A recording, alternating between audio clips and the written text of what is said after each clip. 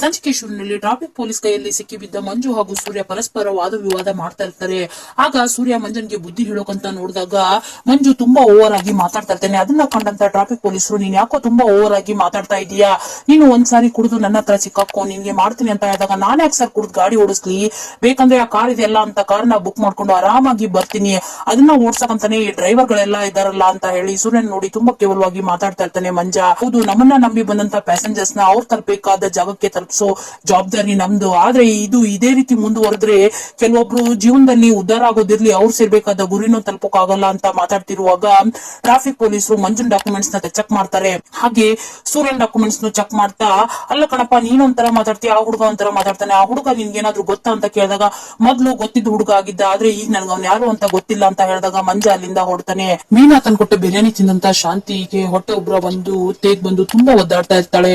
ಆಗ ರೋಹಿಣಿ ಬಿಸಿನೀರ್ ಕಾಸ್ಕೊಂಡ್ ಕೊಡ್ತಾಳೆ. ಆಗ ಅಲ್ಲಿಗೆ ಬಂದ ಸೂರ್ಯ, ಏನೋ ಬಿರಿಯಾನಿ ವಾಸನೆ ಬರ್ತಾ ಇದೆ ಅಲ್ಲ, ಇನ್ನೊಂದ್ಸಲಿ ತೇಗು ಸಕ್ಕರೆ ಅಂತ ಹೇಳಿ ಶಾಂತಿನ ರೇಗಿಸ್ತಾ ಇರ್ತಾನೆ. ಅಲ್ಲ, ನೀನು ತೆಗೆದ್ ಮರ ಆಗ್ತೀಯ ಅಂತ ಅನ್ಕೊಂಡ್ರೆ ಗಡತ್ತಾಗೆ ಬರ್ಸ್ಕೊಂಡ್ ಬಂದಿದ್ಯಾ ಬಿರಿಯಾನಿ ಅಂತ ಕೇಳ್ತಿರುವಾಗ, ನಿನ್ ಹೆಂಡತಿನಿ ಕಣೋ ತಂದ್ಕೊಟ್ಟಿದ್ದು ಅಂತ ಶಾಂತಿ ಹೇಳ್ತಾಳೆ. ಆಗ ಸೂರ್ಯ, ಏನೇ ಮೀನಾ ನೀನು ನಮ್ಗೆ ಯಾರಿಗೂ ಇಲ್ದೇ ಇರೋ ಬಿರಿಯಾನಿನ ಸಕ್ಕರೆಗೆ ಒಯ್ದು ಕೊಟ್ಟಿದ್ದಿಲ್ಲ ಅಂತ ಹೇಳಿದಾಗ ಶಾಂತಿ ಮೀನಾನೇ ನೋಡ್ತಾ ಇರ್ತಾಳೆ. ಆಗ ಅಲ್ಲಿಗೆ ಬಂದ ರಂಗನಾಥ್ ಅವರು, ಯಾಕೆ ಶಾಂತಿ ಈ ರೀತಿ ಒದ್ದಾಡ್ತಿದೆ, ಏನಾಯ್ತು ಅಂತ ಕೇಳಿದಾಗ, ಬಿರಿಯಾನಿ ತಿಂದ್ಬಿಟ್ಟಿದ್ದೀನಿ, ಆಗ್ತಾ ಇಲ್ಲ ತಡ್ಕೊಳ್ಳೋಕೆ, ಹೋಟೆಲ್ ಎಲ್ಲ ಸಂಕಟ ಆಗ್ತಿದೆ, ಎದೆ ಉರಿತಾ ಇದೆ, ತೇಗ್ ಬೇರೆ ಬರ್ತಾ ಇದೆ ಅಂತ ಹೇಳಿ ತುಂಬಾ ಸುಸ್ತಾಗಿರ್ತಾಳೆ ಶಾಂತಿ.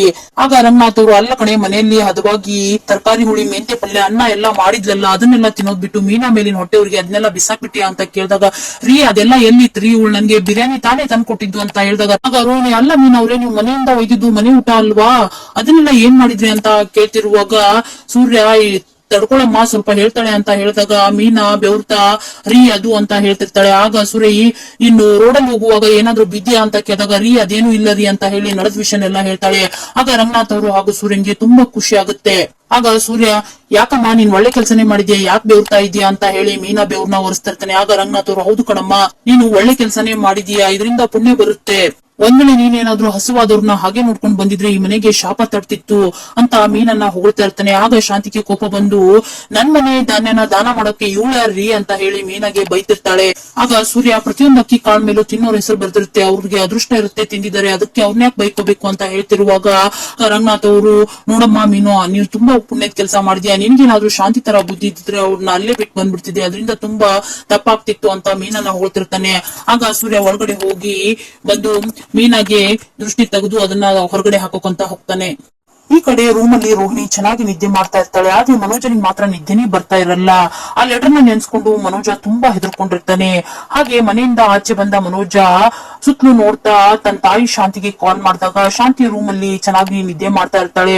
ಆಗ ಇಷ್ಟೊತ್ತಿನಲ್ಲಿ ಯಾರ್ದಪ್ಪ ಫೋನು ಅಂತ ನೋಡಿದಾಗ ಅದು ಮನೋಜನ್ ಫೋನ್ ಆಗಿರುತ್ತೆ.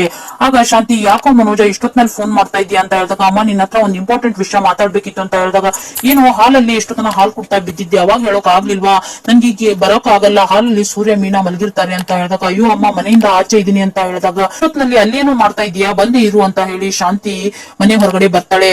ಆಗ ಶಾಂತಿನ ನೋಡಿದಂತ ಮನೋಜ ಭಯದಿಂದ ಶಾಂತಿ ಕೈನ ಹಿಡ್ಕೊಂಡು ಅಮ್ಮ ಅಂತ ಹೇಳಿ ಹೇಳ್ತಿರುವಾಗ, ಏನೋ ಮನೋಜ ಪ್ರತಿದಿನ ನಾನು ನಿದ್ದೆ ಕೆಡ್ಸೋ ಕೆಲಸನೇ ಮಾಡ್ತೀಯಲ್ಲೋ, ಏನಾಯ್ತು ಅಂತ ಕೇಳ್ತಿರುವಾಗ, ಅಮ್ಮ ನಿನ್ಗೆ ಅವತ್ತು ಒಂದ್ ಲೆಟರ್ ಬಂದಿತ್ತು ಅಂತ ಹೇಳಿದ್ನಲ್ಲ, ಅದೇ ರೀತಿ ಇವತ್ತು ಒಂದ್ ಲೆಟರ್ ಬಂದಿದೆ ಅಂತ ಹೇಳಿದಾಗ, ಏನೋ ಕರ್ಮ ಮನೋಜ ನಿಂದು, ಎಲ್ರಿಗೂ ಪೋಸ್ಟ್ ಮ್ಯಾನ್ ಲೆಟರ್ ತಂದು ಕೊಟ್ರೆ ನಿನಗೇನೋ ಹಾದಿ ಬೀದಿ ಹೋಗೋರೆಲ್ಲ ಲೆಟರ್ ತಂದು ಕೊಡ್ತಾ ಇದ್ರೆ, ಅಂತದೇನೋ ಇದೆ ಆ ಲೆಟರ್ ಅಲ್ಲಿ ಅಂತ ಹೇಳಿದಾಗ, ನೀನೇ ಓದಮ್ಮ ಹಿಡಿ ಅಂತ ಹೇಳಿ ತನ್ನ ಹತ್ರ ಇರುವ ಲೆಟರ್ ನ ಶಾಂತಿ ಕೈಗೆ ಕೊಡ್ತಾನೆ ಮನೋಜ.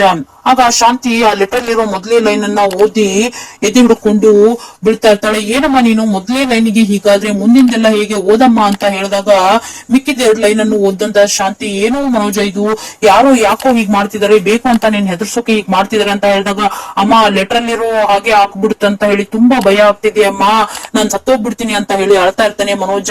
ಅಲ್ಲ ಕಣೋ, ನನ್ಗೆ ಎದೇನು ಬಂದು ಸಾಯ್ತೀನಿ ಅಂತ ಹೇಳಿದ್ನ ಕೇಳಿ ನಿನಗ್ ಭಯ ಆಗ್ತಿಲ್ವಾ ಅಂತ ಹೇಳಿದಾಗ, ನೀನೇನಮ್ಮ ಜಗತ್ನ ನೋಡಿದೀಯ, ನಾನ್ ಇನ್ನೂ ಏನು ನೋಡಿಲ್ಲ ಅಂತ ಹೇಳಿ ಮಾತಾಡ್ತಿರೋದನ್ನ ಕೇಳಿಸ್ಕೊಂಡಂತ ಶಾಂತಿ ಮನೋಜನ್ಗೆ ಹೊಡಿತಾಳೆ. ನಿನ್ಗೆ ನೀನ್ ಅಮ್ಮ ಸತ್ರೆ ಪರವಾಗಿಲ್ಲ, ನೀನ್ ಮಾತ್ರ ಬದುಕಿರ್ಬೇಕಲ್ವಾ ಅಂತ ಹೇಳಿ ಮನೋಜನ್ಗೆ ಬೈತಾ ಇರ್ತಾಳೆ.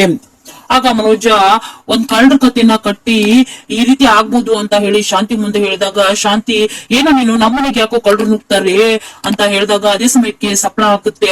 ಆಗ ಮನೋಜ ಹಾಗೂ ಶಾಂತಿ ತುಂಬಾ ಭಯ ಪಡ್ತಾರೆ. ಆಗ ಅಲ್ಲಿಗೆ ರೋಹಿಣಿ ಬರ್ತಾಳೆ. ಆಗ ಮನೋಜ ಅಯ್ಯೋ ಅಮ್ಮ ನಮ್ ರೋಹಿಣಿ ಅಂತ ಹೇಳಿದಾಗ ನೀವೇನ್ ಮಾಡ್ತಾ ಇದ್ದೀರಾ ಇಷ್ಟೊತ್ತಿನಲ್ಲಿ ಅಂತ ಕೇಳ್ತಾಳೆ ರೋಹಿಣಿ. ಆಗ ಮನೋಜ ರೋಹಿಣಿಗೆ ಲೆಟರ್ ಕೊಟ್ಟು ಈ ಲೆಟರ್ ಬಂದಿದೆ ಓದು ಅಂತ ಹೇಳಿದಾಗ ಅಯ್ಯೋ ಮನೋಜ್ ಇದೊಂದು ಫ್ರಾಂಕ್ ಲೆಟರ್, ಯಾರೋ ನಮ್ಮನ್ನ ಹೆದರ್ಸೋಕೆ ನಮ್ಮಿಂದ ದುಡ್ಡು ಹೊಡೋಕೆ ಪ್ಲಾನ್ ಮಾಡಿದ್ದಾರೆ ಅಷ್ಟೇ ಅಂತ ಹೇಳಿದಾಗ ಇಲ್ಲ ರೋಹಿಣಿ ನಾನು ಆ ಲೆಟರ್ ಕೊಟ್ಟವನ್ ಬಗ್ಗೆ ವಿಚಾರಿಸಿದೆ, ಅವನು ಒಬ್ಬ ದೊಡ್ಡ ಕಳ್ಳ ಅಂತೆ, ಈಗ ಒಂದ್ 2-3 ದಿನ ಆಯ್ತಂತೆ ಜೈಲಿಂದ ಬಂದು ಅಂತ ಹೇಳಿದಾಗ ಆಗ ರೋಹಿಣಿಗೆ ಎಲ್ಲಿ ಈ ದಿನೇಶನೋ ಈ ಲೆಟರ್ ನ ಕಳಿಸಿದಾನೋ ಏನೋ ಅಂತ ಹೇಳಿ ಚಿಕ್ಕದಾಗಿ ಅನುಮಾನ ಮೂಡುತ್ತೆ. ಮನೋಜ್ ಇದನ್ನೆಲ್ಲ ನಂಬೇಡಿ ಅಂತ ಹೇಳ್ತಿರ್ತಾಳೆ ರೋಹಿಣಿ. ಆಗ ಶಾಂತಿ ಇದನ್ನೆಲ್ಲ ಪೊಲೀಸರಿಗೆ ಹೇಳಿದ್ರೆ ಹೇಗಿರುತ್ತೆ ಅಂತ ಹೇಳಿದಾಗ ಅಯ್ಯೋ ಅತ್ತೆ ಪೊಲೀಸರ ಹತ್ರ ಹೋದ್ರೆ ಇನ್ನೂ ಸಮಸ್ಯೆ ಆಗುತ್ತೆ, ಅವರು ಎನ್ಕ್ವೈರಿ ಅಂತ ಮನೆಗೂ ಬರ್ಬೋದು ಶೋರೂಮ್ಗೂ ಬರ್ಬೋದು ಅಂತ ಹೇಳಿದಾಗ ಆಗ ಮನೋಜ ರೋಹಿಣಿ ನಮ್ ಶೋರೂಮ್ಗೆ ಒಬ್ಬ ಒಳ್ಳೆ ಸೆಕ್ಯೂರಿಟಿ ಇಟ್ಕೊಂಡ್ರೆ ಹೇಗೆ, ಅವನ್ನ ನೋಡಿ ಎಲ್ರಿಗೂ ಭಯ ಪಡ್ಬೇಕು ಆ ರೀತಿ ಇರ್ಬೇಕು ಅಂತ ಹೇಳಿದಾಗ ಮನೋಜ್ ಇಷ್ಟೊತ್ತಿನಲ್ಲಿ ಮಾತಾಡೋ ಮಾತಾದು ನೀವು ಹೋಗಿ ಮಲ್ಕೊಳ್ಳಿ ಅಂತ ಹೇಳಿ ಶಾಂತಿ ಹಾಗೂ ಮನೋಜನ್ನ ಒಳಗಡೆ ಕಳಿಸ್ತಾಳೆ ರೋಹಿಣಿ. ಹಾಗೆ ತನ್ನ ಕೈಯಲ್ಲಿರೋ ಲೆಟರ್ ಬಗ್ಗೆ ಸೀರಿಯಸ್ ಆಗಿ ಯೋಚನೆ ಮಾಡ್ತಾ ನಿಂತ್ಕೋತಾಳೆ. ಮರುದಿನ ಬೆಳಗ್ಗೆ ಸೂರ್ಯನಿಗೆ ಮೀನಾ ತಾಯಿಯಿಂದ ಕಾಲ್ ಬರುತ್ತೆ. ಆಗ ಸೂರ್ಯ ಏನೇ ನಿಮ್ಮಮ್ಮ ಫೋನ್ ಮಾಡ್ತಾ ಇದ್ದಾರೆ ನೀನ್ ಯಾಕೆ ಪಿಕ್ ಮಾಡ್ತಿಲ್ಲ ಅಂತ ಕೇಳಿದಾಗ ಇಲ್ಲ ರೀ ನನ್ನ ಮೊಬೈಲ್ ಅಲ್ಲಿ ಚಾರ್ಜ್ ಖಾಲಿ ಆಗಿದೆ ಅಂತ ಹೇಳ್ತಾ ತನ್ನ ಕೈಯಲ್ಲಿರೋ ಕಾಫಿನ ಸೂರ್ಯನಿಗೆ ಕೊಟ್ಟು ಸೂರ್ಯನ್ ಫೋನ್ ನ ತಗೊಂಡು ಮಾತಾಡ್ತಾಳೆ ಮೀನಾ. ಏನಮ್ಮ ನೀನ್ ಆಗ್ಲೇ ಹೊರಟೆ ಅಂಗಡಿಗೆ ಅಂತ ಕೇಳಿದಾಗ ಇಲ್ಲ ಕಣೆ ಇವಾಗ ಹೋಗ್ಬೇಕು. ಅಲ್ಲ ಕಣೆ ನೀನ್ ನಿನ್ನೆ ಮನೆಗೆ ಬರ್ತೀನಿ ಅಂತ ಹೇಳ್ದೆ ಯಾಕೆ ಬಂದಿಲ್ಲ ಅಂತ ಕೇಳಿದಾಗ ಹೂ ಕಟ್ಟಕ್ ಹೋಗಿದ್ದೆ ಅಮ್ಮ ಲೇಟ್ ಆಯ್ತು ಅಂತ ಹೇಳ್ತಾಳೆ ಮೀನಾ. ಹಾಗೆ ಕನಕ ಹೋಟ್ಲಾ ಅಂತ ಕೇಳಿದಾಗ ಇಲ್ಲ ಕಣೆ ಇಲ್ಲೇ ಇದ್ದಾಳೆ ಕೊಡ್ತೀನಿ ಅಂತ ಹೇಳಿ ಕನಕನ ಕೈಗೆ ಫೋನ್ ಕೊಡ್ತಾಳೆ. ಆಗ ಕನಕ ಅಕ್ಕ ಇಲ್ಲೇ ಹತ್ರದಲ್ಲೇ ಇದೆಯಲ್ಲ ಅದಕ್ಕೆ ಮನೆ ಕೆಲಸ ಎಲ್ಲ ಮುಗಿಸಿ ಹೊರಟಾಯ್ತು ಅಂತ ಇದೀನಿ ಅಂತ ಹೇಳಿದಾಗ ಹೌದಮ್ಮ ನೀನ್ ಇವಾಗ ಮನೆ ಯಜಮಾನಿ ಎಲ್ಲ ಜವಾಬ್ದಾರಿ ನೀನೇ ತಗೊಳ್ತಿದೀಯಾ, ನನಗೂ ಅದ್ರಲ್ಲಿ ದುಡ್ಡು ಬೇರೆ ಕೊಡ್ಬೇಡ ಅಂತ ಹೇಳ್ಬಿಟ್ಟಿದ್ಯಾ ಅಂತ ಹೇಳಿದಾಗ ಅದನ್ನ ಕೇಳಿಸ್ಕೊಂತ ಸೂರ್ಯ ಹೌದಾ ಅಂತ ಆಶ್ಚರ್ಯ ಪಡ್ತಾನೆ. ಹಾಗಂತ ನೀನು ಎಲ್ಲ ಜವಾಬ್ದಾರಿನೂ ತಗೋಬೇಕು ಅಂತ ಇಲ್ಲ, ಏನಾದ್ರೂ ಬೇಕಾದ್ರೆ ನನ್ ಕೇಳು ಅಂತ ಹೇಳ್ತಿರುವಾಗ ಅಕ್ಕ ಅದೆಲ್ಲ ಇರ್ಲಿ ನಾನ್ ನೋಡ್ಕೋತೀನಿ, ಆದ್ರೆ ನಾನು ನಿಮ್ಗೊಂದು ವಿಷಯ ಹೇಳ್ಬೇಕು, ನಮ್ಮ ಹಾಸ್ಪಿಟಲ್ ಅಲ್ಲಿ ಫ್ರೀ ಕನ್ಸೆಪ್ಷನ್ ಆಫರ್ ಬಿಟ್ಟಿದ್ದಾರೆ ಅಂತ ಹೇಳಿದಾಗ ಅದೇನೇ ಅಂತ ಕೇಳ್ತಾಳೆ ಮೀನಾ.